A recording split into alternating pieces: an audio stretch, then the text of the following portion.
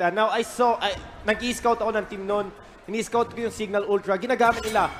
Disnaya ginagamit niya palagi. Now, if lumabas yun dito, it can be a surprise pick against BREN. Oh, for sure. We have the draft. Yes, Butters, you want to say something? Actually, medyo surprised nga ako na nauna pa mapili yung Hanzo. Kaysa Kadita. True. So, kumbaga kasi sa ating meta ngayon, more on team fight tayo. And Oriented, I don't really think that Hanzo is more on team fight. I think Kadita is more leaned on that side. Okay. Now, Minsitar ang naban, and katulad ng sinabi dito, is the Grak. Parang Zendex, Grak na binan nila. But dahil nga naban itong mga to, like the Harry and possibly the Kimi, ano yung mga contested topics for BREN and for Cignal Ultra? Because BREN will get first pick, 2 picks naman para Cignal Ultra. What do you think? Definitely Kaya and Cho. So, Kaya and Cho. Both support duos ng magkabilang team ay talagang focus dito sa mga heroes na to. So without the Grok, D has no choice but to rely on getting the Cho. Pero for sure, BREN Esports has a high chance of stealing that away from him. Yeah, so pwede nilang iban dito. Basically, pwede nilang iban yung Chu, pwede nilang iban yung Kimi. There's a lot of stuff that they can ban. Pinag-iisipan nila to ngayon. But for me, if ilan nila yung Kimi, kung first pick yung Chu dito ng BREN Esports, and there go, Lolita will be banned. So pwede yung first pick dito yung Kimi, like I said, pinakamalakas. Then pwede dito sila, yung Cignal Ultra mag-pick ng Chu. Okay. And then yung last tank, i-late pick na nila yon. Okay. Parang show muna and then get a core na pwede sumagot dito sa Kimi, for example. Pwede nila makakita. Okay. So maybe ang pwede nilang gawin is yung Cho is para may AD muna and then meron sila Kaya as their tank. Tapos tsaka sila pumili ng last tank for themselves. Pero still pretty open para Cignal Ultra. For BREN Esports, ano naman yung kanilang mga picks for core this time? What do you think? I think probably an Akai would be good. And seeing the Alice right now for UG, that is a good zone out hero para kay Kimi dito. Okay. Ang inaabangan ko na lang dito yung kay Ribo, which is probably going to be the Nana and the Selena. Oh, baka hover lang. Tamang hover lang. Up. Napapangiti. Okay. So this is a good formula. I mean, zone out hero is going to be the Alice. Yeah. And at the same time, Minotaur as well acts same as the Akai. Diba? Gusto ko yung reaction ng crowd nung sumilip si Farso. Oo nga parang pwede pa natin makita medyo from season 1 finals. Cignal Ultra, next set of picks for them, ito na. Pagpapakita na sila ng mga core. For Mage and for Assassin, what do you think are their priorities dito? I mean, pag pinik nila yung Farsa doon, mag-counter pick agad ng Cignal Ultra. So, pwede silang kumuha ng Hellcart for Gusion. Ang dami pang open there. Go Hellcart will be pick. So, dito wala nang pag-asa yung Farsa. I mean, I love to see it. Farsa. Ginamit nila sa MPL Season 1. Ginamit nila sa MSC. Farsa, champion for UG. But then, it's impossible para sa Hellcart. Yeah. Kailangan nila kumuha dito ng mas maganda pang pick. Maybe a Claude is good. Tingnan na lang natin. I mean, yung Gusion din. Yung Gusion is also available. Akai ang mukhang pinipili ng BREN Esports. Naman nag-cheer na ang mga fans natin dito. Well, I think yung Claude deserves merit sa discussion dito for BREN Esports. Pero mukhang ang kunin nila is something medyo off-lane-ish. Something like the Tamus, now Leomord ang kanilang choice. Cignal Ultra, ano sa tingin nyo yung kanilang last pick dito, mga chong? I mean, sa akin gusto ko dito, kung kailangan lang mag-last pick, pwede lang gawin yung Chu Fighter, but then they have that Kaja Super Squishy, then kumuha sila ng Digi. But then Digi is not an option kasi nga Kaja lang yun eh. So, hindi. So, Chu Tank to lalabas dito. So, free Minotaur ulti dito, pati kay Akai. For sure. And that is going. Merong in-hover dito, yung Selena, which is what we recall from a group stage na mention to ni Butters, napansin natin ulit na nahirapan ng BREN Esports against sa Selena. Yeah, and kapag kinuha nila yung Selena dito, this doesn't really mean na wala silang tank. Ang pinapakita lang na Cignal Ultra dito na hindi namin kailangan lumaban ng harapan sa inyo. Kailangan lang namin magpatama ng Abyssal Arrow. It could be well for the good. Now, you have the draft, ladies and gentlemen, on for BREN Esports. Nag-close out nila with Leomord, while Cignal Ultra, Selena, and a Tank Cho with Kaya. Ano ang inyong mga predictions? I want to know your predictions. Let's start with Butters. Who do you think is gonna win the game 1 of the finals? I have to go with BREN. BREN. Kahit sabihin mo may Selena yung kabila dito, I don't really think kapag nahuli sila ng BREN dito, makakalaban sila eh. So, I go for BREN. 1 vote for BREN. Zendex, what's your vote? I'm going for BREN as well. They successfully drafted the Kimi plus 4 durable heroes here. So, we saw that time and time again. So, BREN Esports. Yeah, BREN Esports, 2-0. Now, Doggy, ano sa tingin mo? I will say BREN kasi first thing first yung pang-counter kay Hellcart is Akai. Okay. And then meron silang Minotaur to sustain that. mabilis yung CC nila, crowd control. And then they have Coco with that Leo Mord. Pwede sila mag-scale to late game. And then you have that Alice early to late game din. I mean, Covered lahat covered lahat. I mean, ano pa masabi ko? Perfect draft pick against sa kanila. Favor ulit sa kanila. Now, key dito kay Few. Pag tumama lahat ng arrow, he can burst pag tumama yun sa core. But then Okay. if it is a tank, tumama kay Akai, insta-ulti. Yeah. So parang meron pa rin namang win condition, as you're saying, ang Cignal Ultra. But it is 3-0 clean sweep para sa ating Panel 4, BREN Esports. Let's see what Manjin and Shinbo thinks about it. Take the floor, guys. Mga ka-ML, live from Ayala Mall Circuit, Makati City. This is the Mobile Legends Bang Professional League Grand Finals. At kami ang inyong magiging shoutcaster. I am Shibu with a one for an eye. At ako naman si Manjin at kami ang Majibu Tandem. Para dito sa ating Best of 5 series. The very best players of Mobile Legends of Philippines. BREN Esports versus Cignal Ultra. Huwag na natin Patagalin. tayo. Sumugod na Sa The Land of Dawn. Let's go, paring Shinbu. Parang nag-rematch lang.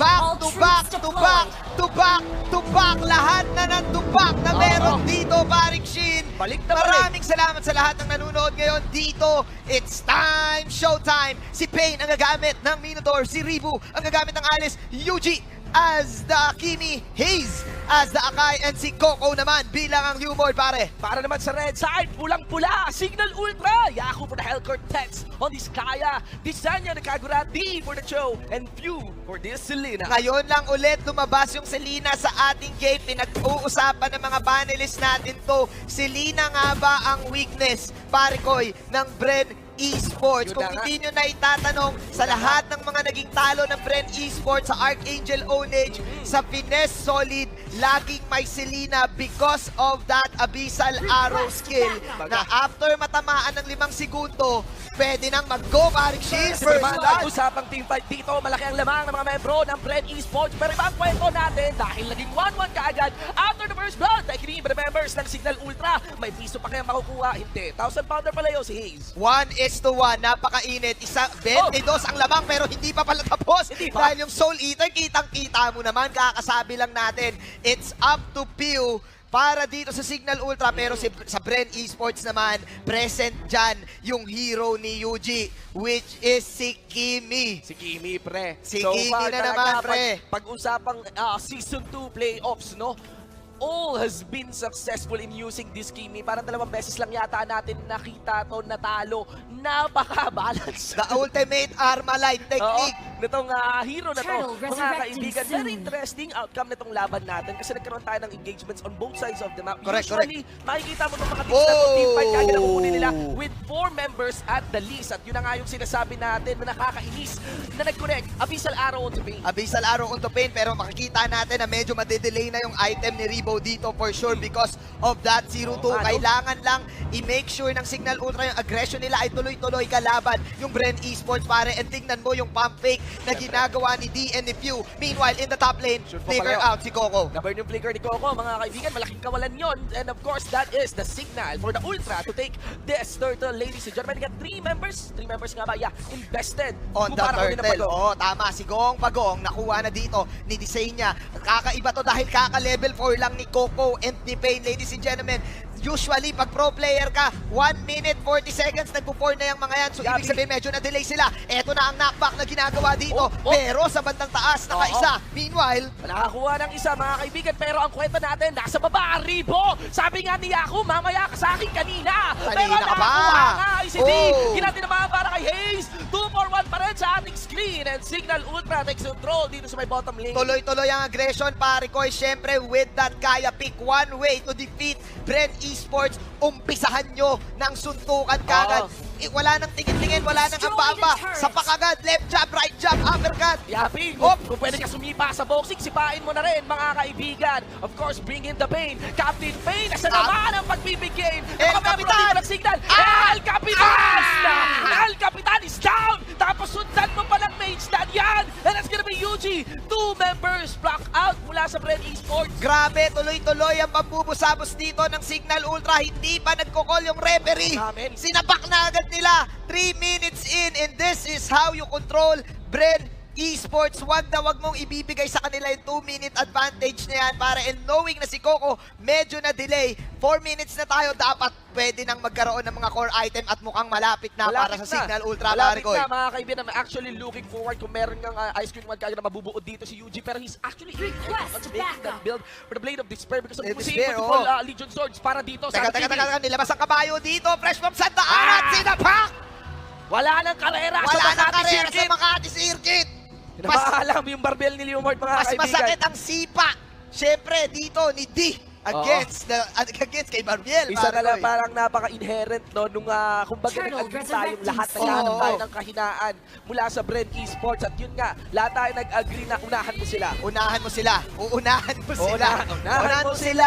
Uunahan mo sila. Yun Lalo lang. pa kung meron kang Selena din dito. Oo Yun na nga, naman. Abyssal Arrow. Maka -1 ka lang. Baka minus one. Pag tinamaan ka kasi ng Abyssal Arrow ni Pew, 5 segundo, pwede ka mag-altab, pwede ka mag-message. Pwede ka mag-status, Pwede pwede, ka ka manood ng mag-status, streamer oo. ng Mobile Legends, magsawa ka, dami mong Ang magagawa dami mong sa magagawa. sobrang tagal nung crowd control. Kaya namin sinasabi yan kasi kada segundo ay importante sa paglalaro ng Mobile Legends. Yung 0.1 seconds na yun, pwede kayong matalo, boy. Very interesting Oo. talagang items coming in from UG. He's still entering this one. Ay, Very naku confident.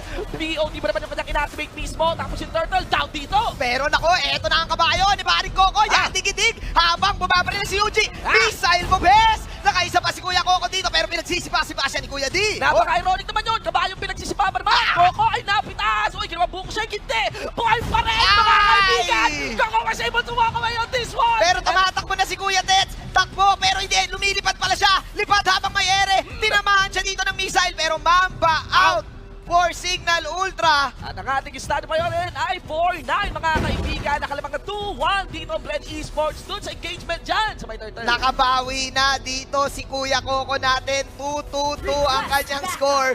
So medyo balance na. Ha? Ay, naku po. Mga kaibigan, si Selena Gomez. Si Selena G. Si Selena G. Nadali si Coco Martin. Nadali. mga kaibigan. Kakasabi lang natin na nabawi na ni Coco Martis yung kanyang kahirapan, pero nandyan si Kuya Pew para i-secure yan, paring Shin. Pinamigay ka agad. 4-0-2 para kay Few dito. And I think eminent threat na talaga yung Selena natin as we enter the main game. Medyo threat na rin yung damage ni Desenia dito. Hindi pa namamatay si Desenia sa kanyang team, Parikoy. At if I'm not mistaken, meron na siyang fleeting time. And Yaku also having the Blade of Despair. Medyo mataas ang sustained damage na ngayon, Desenia, pare. Mukhang pick up yata talaga ng Cignal Ultra. Yung momentum na nakuha nila mula sa laban nila sa Pines. Nakakapaggulat, mga kaibigan. Game 1 and forte ng ating sitwasyon. Correct. Not the usual sight to see against the BREN Esports squad. Ang laking tulong na rin kasi ng Selena dito and mukhang handa ang Cignal Ultra doon sa composition ng Kimi. Ladies and gentlemen, kapag you're going against sa Kimi lineup, yung mga nagba-box out na mga Brusco boys, yung mga bouncer ni Kimi Yapi. na humaharap, yun yung pipitasin nyo Yung mga ng isang moderator. mabilisan. Yapi, Oo. pero ang laki ng nakap na nagawa ni Payne dito sa mga membro ng Cignal Ultra. Hindi na kailangan. Bura! Ang alis dito, mga kaibigan. Gagawing samyum si Payne. Pero tingnan natin kung ina-flank din. Yung damage na magagaling. Wala dito sa mga taga-Cignal. Pero tingnan natin si UG dito, sidestep, pero si Payne, ayan, baka mabuhay! Baka ba? Mega kill para dito! Baka Pero, ba? yan, Rambo Jackson! Ah! Kuya UG boy! Mga Yan, kaibigan! ay! Tapos na mapasok si Tisaya. Napamali ka ng payong. Payong kapatid. UG makes that on a main. Yan! Ratatatatatatatat! Barilin mo, best! Parilin mo, bes! Sabay takbo, pasok si Coco, pero hindi nakakuha ng sundot dito. And BREN Esports is still with the momentum into the top. It is 2-2 and BREN Esports coming into this game.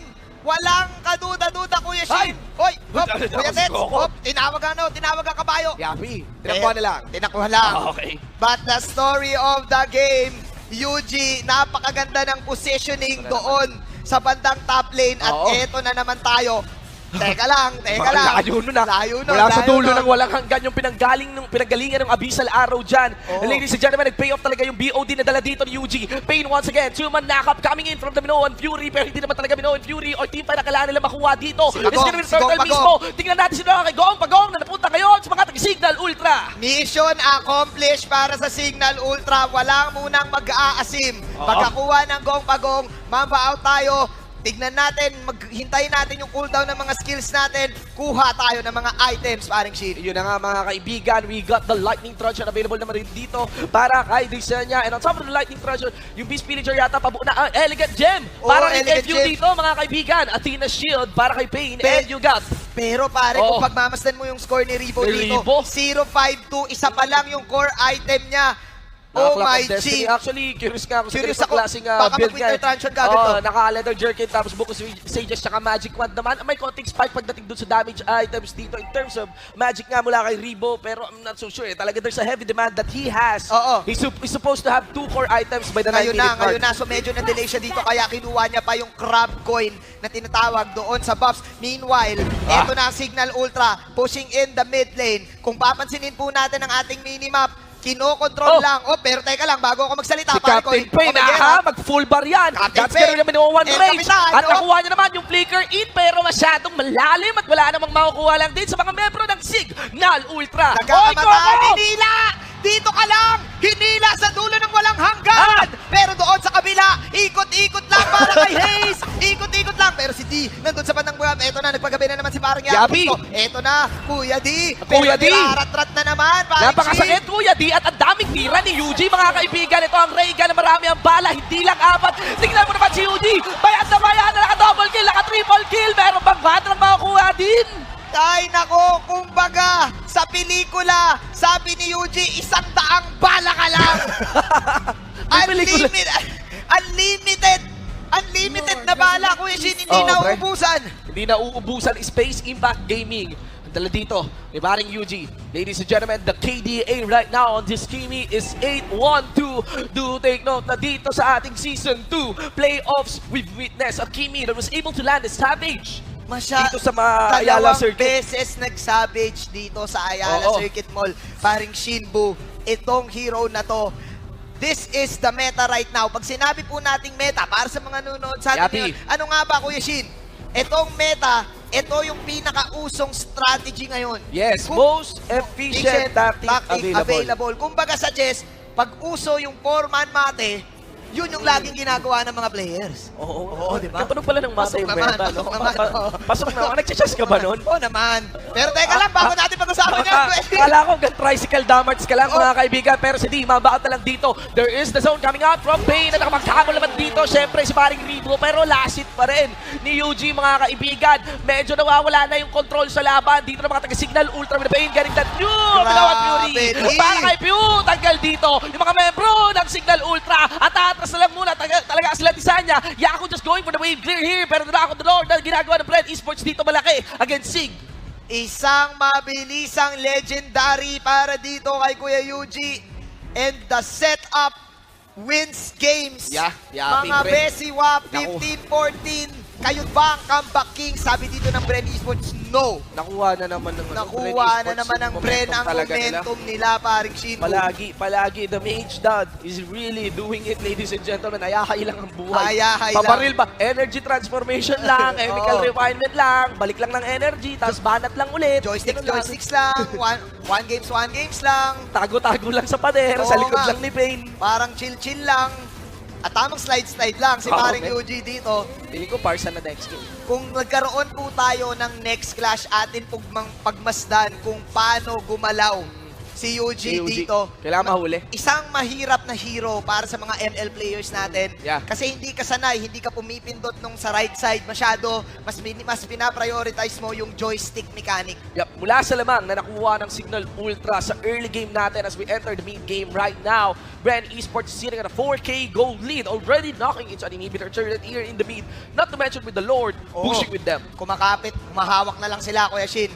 Hawak kamay na lang sila dito sa kanilang base. Tingnan Eto natin. na si Kapitan, si El Capitan Pay. El Capitan, dalawa silang malaki yan, ha? Dalawang malaki yan, Full dalawang malaki range yan. yan, Bobby D. Buti na lang siguro, walang flicker yan. Hindi natin alam. Na-burn na rin yung abyssal arrow dito. Mag-iiwan ng payong mismo Ayan si Desanya. na! Yun na nga, yung sinasabi natin mula kay Pain. Malaki yan, malaki yung cheer na nagkagaling. Pero with the Hurricane Dance. Pero eto, nagpagabi dito si Paring Coco. Pero ayun na, masakit pa din talaga si Paring Habi. Yuji doon sa bandang gabi, mga Bobby D. Oo, Pero 1-for-1. eto, 1-for-1, Rebo. Dash in si Paring Coco. Pero dash out naman si D. Sige, nakapag-depensa daw onte yung Cignal Ultra. Pero tignan natin. Abyssal Arrow para kay UG pero masyadong malayo din. Ganun talaga, no? Kalalayo Abyssal Arrow. Ang Ang layo layo nga ng talaga. base net. Pero depende din kung i-engage mo nga ba. Kung ganun ba naman kalayo at masyadong malalim sa mga base ng kalaban, hindi mo rin magugustuhan yan. Rebo here. Flowing Blood papasok. Tapos ganda ng timing para mawasak. Hindi ko naman yung limiter turret. Tignan natin that the Blood Oath has been activated by Mr. Rebo. Pero eto na ang kabayo natin. Mr. Pew tumatakbo. Pero ayun, Kuya Eugene na naman and the Coco. BREN and Company. Tuloy-tuloy na lang ang pambubugbog. Hindi natin dito nakikita sa yung death base. timers dito pero buhay pa rin si Disanya. Yako na nagpagabi na. Pwede yang kumalmok. Malaki ang bawi ngayon mga kaibigan. Simbang gabi. Ang kanyang ginagawa kahit tapos na. Ang ating Pasko mga kaibigan. Umalis kayo dito. Sabi ng Cignal Ultra. Depensang Marino para sa Cignal Ultra. Oh my God. Umabot na sa point na nabuhay na sila and BREN Esports masyadong nag-overstay. At hindi ko alam kung mga comeback kings nila to. Wala kang inhibitor turret. Halos 30% ng base mo nabawasan, men. Kapag na-comeback kings Oo. ng Cignal Ultra, itong ganitong klaseng sitwasyon. Diba? Hindi Sa kanila lahat ng TV channel. Kanila lahat ng TV channel. Oo. Hindi na rin din sila si Comeback Kings. Comeback Lords na Comeback sila. lords na sila. Comeback Lords Kung na sila. makatak mo to, sobrang hirap mga kaibigan. You can actually see the item check here. There is a ray of hope coming in from the likes of Yaku with 5 core items built. Kasama syempre yung boots dito. Hindi natin alam kung ano mabubuo dito mula sa physical attack dagger na. Ay, well, nag-Legion Sword. Nag-Legion So, Sword, malaking damage spike din yan. Mga kaibigan, fleeting time also available towards stats. And of course, steady pa rin naman yung growth ng item dito ng mga taga-BREN. Wala na tayong, ito na po yung point ng laro na wala na tayong pakialam sa nangyari sa early game kanina kay na Pew dahil lahat na sila ay may items. Magsisimula na lang to kung paano makakambak ang Cignal Ultra. Gagawa ba sila ng magandang play dahil sa sitwasyon ngayon? Sa sobrang hirap ng sitwasyon nila, parang isang buong araw bumagsak sila sa thesis, napako sila sa pako, isang bad day, paano ka makakambak sa ganun, parang shit. Nawalan ka ng New Year. Nawalan ka ng New Year. Hindi ka dumating ng 2019. Hindi ka dumating ng 2000. Ang hirap naman. Ang hirap nun, pre. Yung kalendaryo mo hindi gumalaw. 1917 into our scoreboard with a 5K gold lead at the hands here of BREN Esports. If we are seeing any comeback mechanic possible here, it might be a team fight outside the base of Cignal Ultra. Medyo hindi na nila afford na makipaglaban sa may mismong base nila, ha? Dahil wala na silang inhibitor turret. At ang hirap na rin nito dahil po yung mga minion waves, lahat ay pumapabor na sa BREN Esports. Happy? At ayan na, lumabas na. Si Luminous Si Lord. Luminous Lord, Level level 2 Lord, na kayang-kaya kunin kagad ng BREN Esports. Ngayon pa nga lang nabuo yung Lightning Truncheon Ni Rebo, no? So medyo behind pa nga si Rebo in terms of itemizations dito. Or very interesting siguro. Pero prioritize yung Clock of Destiny. Wala na ka-intro-intro. Ginawa kagad debate dito. Ang ganda ng pasok na malaban naman yung Kagura. Bigla-bura na rin yung ating Joe, mga kaibigan. Na tatlo na lang ang natitira sa mga membro ng Cignal Ultra. At mukhang tapos na ata ang laban. 1v1 with the Great One. Coco versus Yaku. Dakabayo versus Dakalmot. DPS hindi tumama dito. At si Let's na ata ang may iwan. Buhay pa din si Coco natin. Kuya Shield. TPS, True Brown Style, pre. My God, guys, ladies and gentlemen, si Yuji bumabanat-banat pa ng konti. Pero with the minion waves knocking into the base, tapos they have all their heroes in. Ladies and gentlemen, this game 1 will go to BREN Esports. Proving once again na BREN lang ang malakas. Well, game 1. We got game 1. Pero game 1 pa lang. Game 1 pa lang. Sa best of 5 natin. Wow. Medyo close game. Oh. Sumubok ang Cignal Ultra. At again, ang kalakasan